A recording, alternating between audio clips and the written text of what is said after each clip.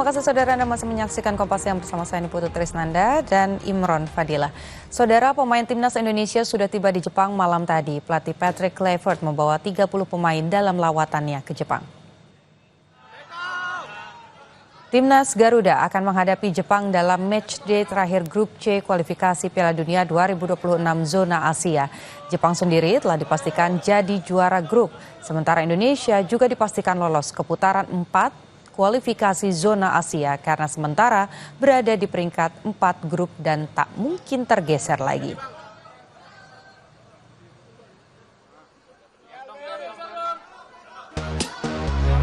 Timnas Indonesia akan melakoni laga tandang kontra Jepang di partai terakhir putaran ketiga kualifikasi Piala Dunia 2026 zona Asia.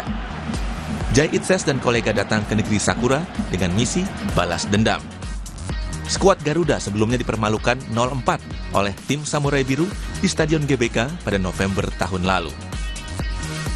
Kini, di bawah asuhan Patrick Kluivert, skuad Garuda tengah dalam tren positif usai menang dari Bahrain dan Tiongkok di 2 laga terakhir.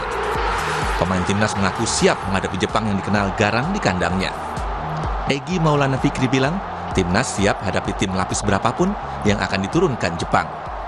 Kita menjalankan taktik apa yang diinginkan pelatih, sampai sana mungkin kita langsung latihan dan ngikutin apa yang akan diberikan pelatih nanti. Jadi saya rasa semua pemain siap untuk bermain dan siap untuk menunjukkan yang terbaik. Kuat kedua atau enggak, karena lawan Australia kemarin kayaknya mereka mainin pemain muda deh kalau nggak salah. Jadi ya bisa jadi skuad utama, tapi skuad utama, kedua, ketiga sama aja lah. Yang penting semua pemain pasti ingin menang. Timnas Indonesia sudah dipastikan lolos ke putaran keempat kualifikasi Piala Dunia 2026 zona Asia.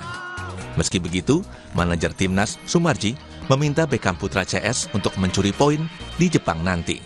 Sangat penting, sangat penting. Sekali lagi kita sudah diskusi dan kita sudah berbicara secara bersama-sama kaitannya dengan pertandingan kita lawan Jepang. Itu harus betul-betul fight dan kita harus bisa mendapatkan poin di sana.